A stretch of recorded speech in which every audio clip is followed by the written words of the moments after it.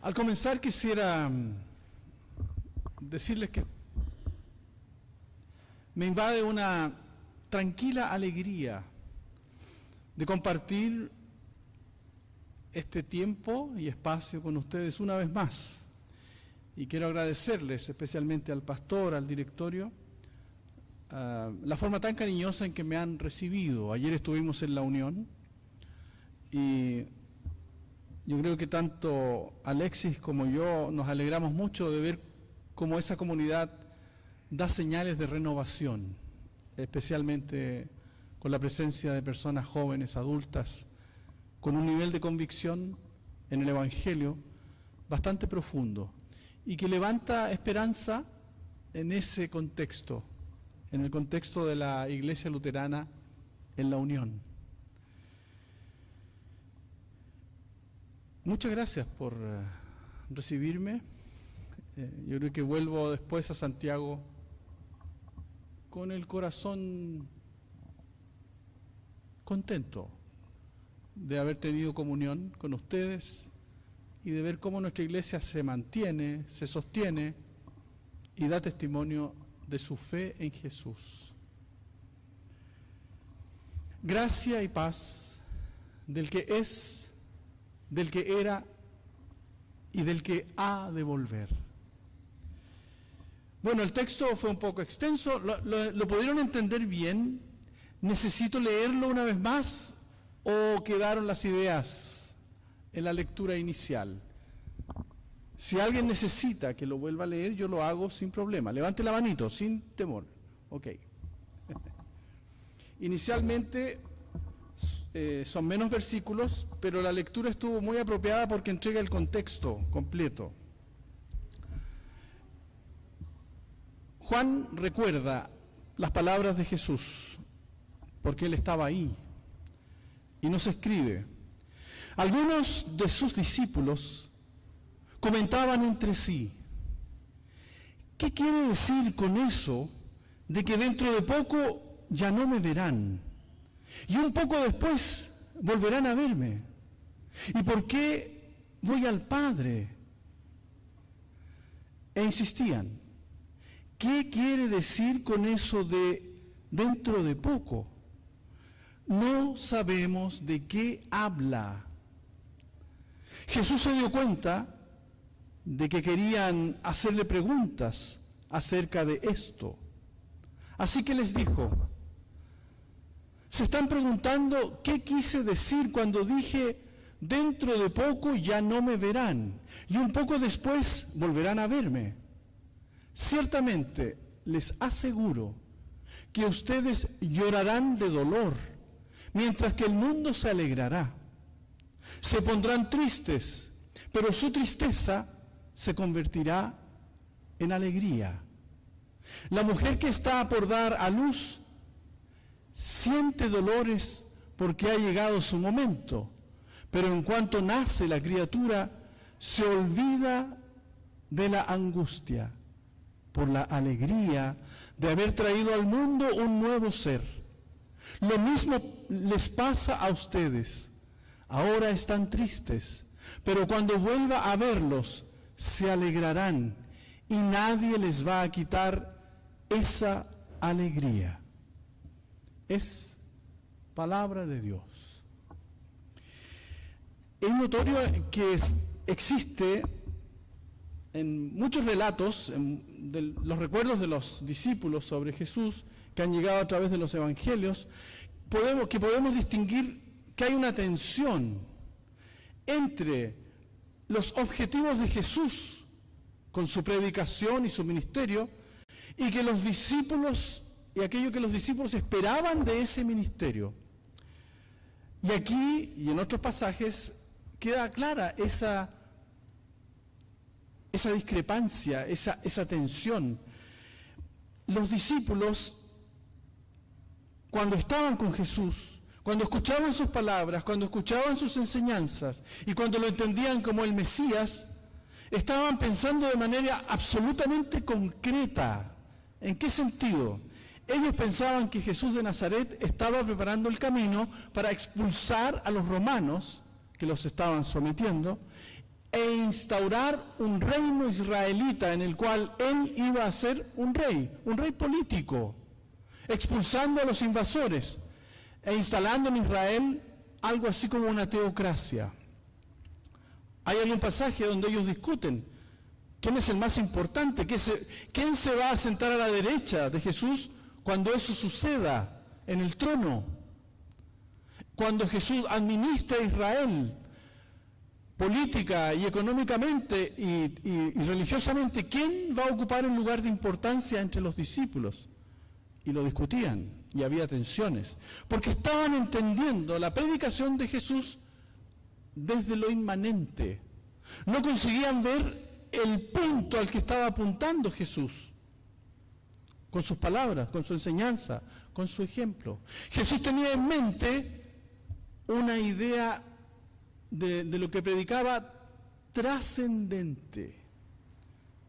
Jesús pensaba en el reino de los cielos y los discípulos pensaban en un reino concreto, con dignatarios, con rey, con ministerios como es hoy día, no sé, y discutían quién iba a ocupar el lugar más importante. Nos damos cuenta que no había sintonía y ellos se preguntan y dicen, no lo podemos entender en este texto. Y esa es la visión que los teólogos llamamos prepascual, que los discípulos tenían de Jesús. Una comprensión absolutamente práctica, con algunos toques espirituales, obviamente, pero al final ellos querían que Jesús se convirtiera en rey, que destronara a Herodes y ocupase su lugar, e inaugurase un nuevo momento para la historia de Israel. Pero Jesús no está pensando en eso.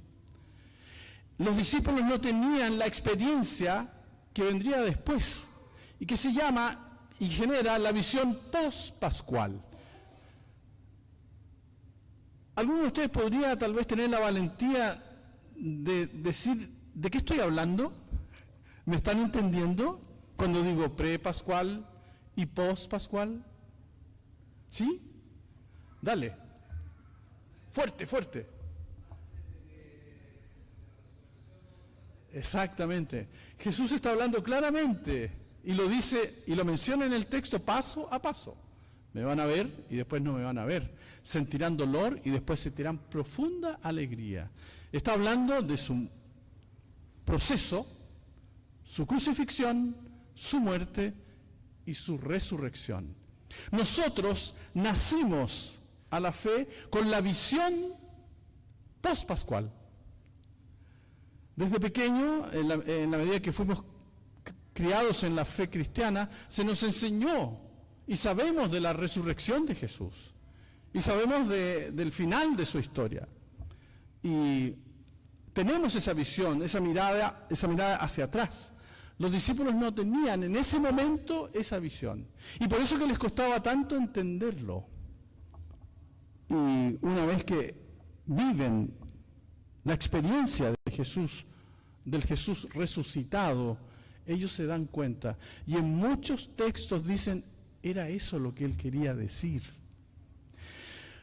A pesar de nosotros tener la visión completa de la historia de Jesús y podemos entender el alcance de sus enseñanzas, ¿cuántas veces no entendemos, por ejemplo, cuando nos suceden ciertas experiencias, qué quiere Dios, qué quiere Jesús que hagamos con esas experiencias? ¿Cuántas veces nuestros objetivos e intereses se desvinculan de aquello que Jesús desea para nosotros? ¿Cuántas veces, por ejemplo, al orar, le pedimos a Dios que haga nuestra voluntad? A veces estamos en tales apuros que tendemos a probar a Dios cuando hacemos nuestros ruegos.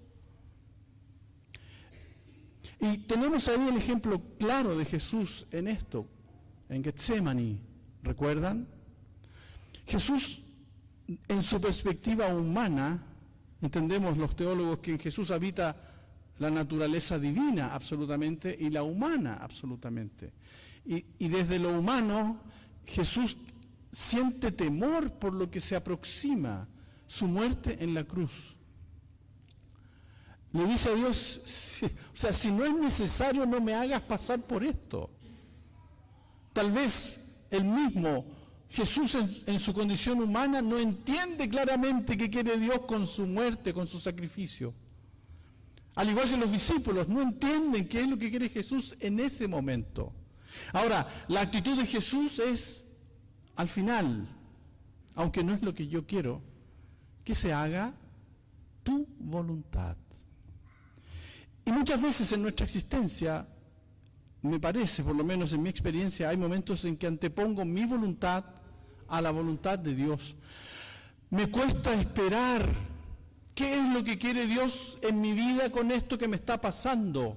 ¿Por qué Dios me sujeta a este dolor, a este sufrimiento, a esta decepción? Y quisiera una respuesta inmediata, pero las cosas no son así. Somos habitantes de un mundo caído, un mundo en que se expresa nuestra fragilidad, nuestra imperfección, y muchas veces pagamos las consecuencias de nuestros propios errores y lo confundimos con la voluntad de Dios. A veces nos falta la paciencia para esperar, para soportar. Es verdad, muchas veces vivimos momentos muy duros.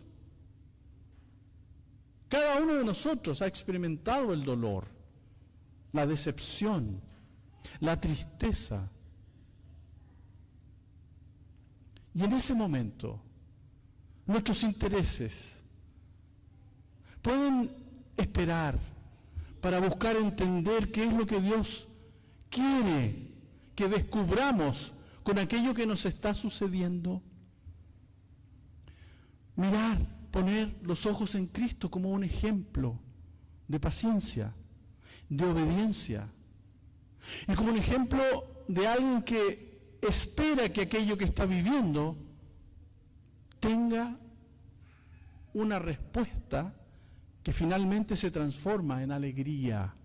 Los discípulos no entendían el camino de Jesús y se esconden con tristeza cuando muere y piensan, aquí se acabó todo.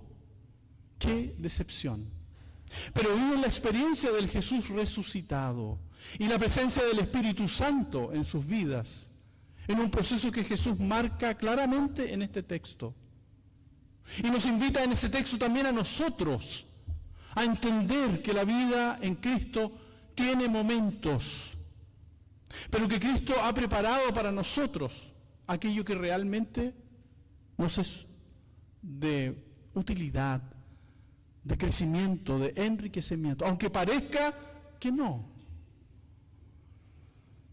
Cuando pedimos a Dios, cuán centrados estamos en nuestra voluntad, en lo que nosotros creemos que necesitamos, y dejamos de mirar aquello que Dios quiere para nosotros.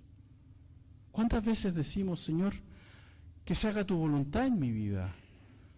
¿Cuántas veces pedimos por fe que se desarrolle en nuestras vidas la fe?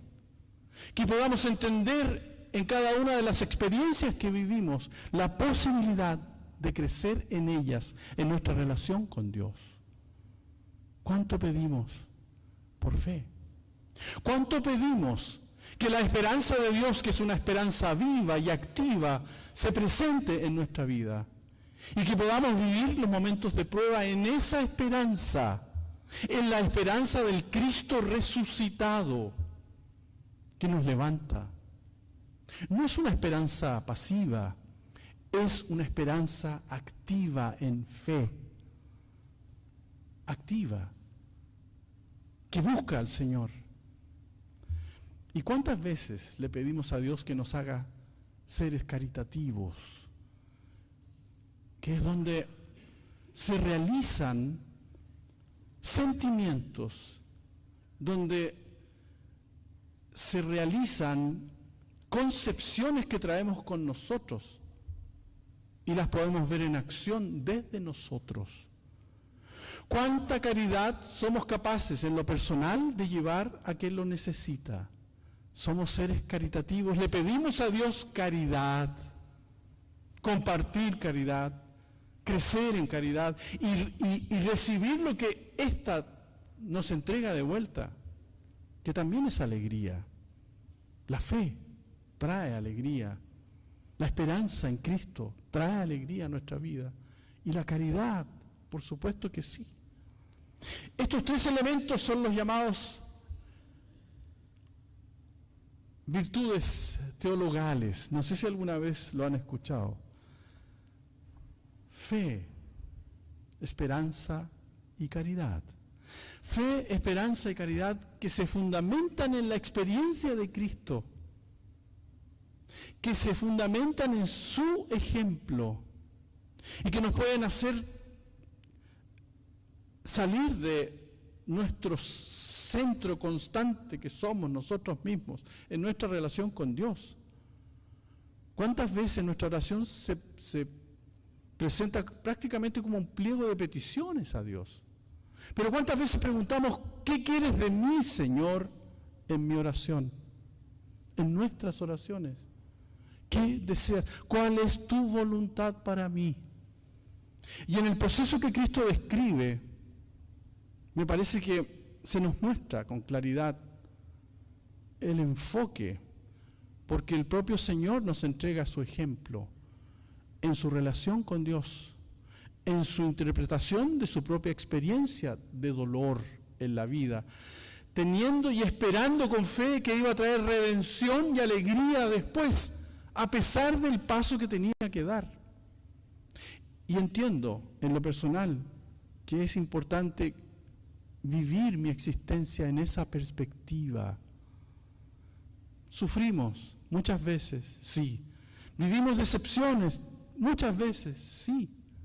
Pero tenemos a Cristo, que nos eximió de sufrir todo lo que el ser humano sufre, pero supo esperar confiadamente en Dios, supo tener fe en el destino que Dios había preparado para él, y fue uno de los seres, o es el más caritativo que existe, porque entregó su propio ser para entregarnos una visión luminosa de nuestra existencia. Podemos alegrarnos al poner los ojos en nuestro Señor. Y la invitación es a aguzar nuestro sentido espiritual, nuestra inteligencia, para descubrir cada día los dones y lo maravilloso que es seguir a este Maestro, que no tiene límites, ni de espacio, ni de tiempo, ni de materia. Nos invita a seguirlo con fe, con esperanza y caridad.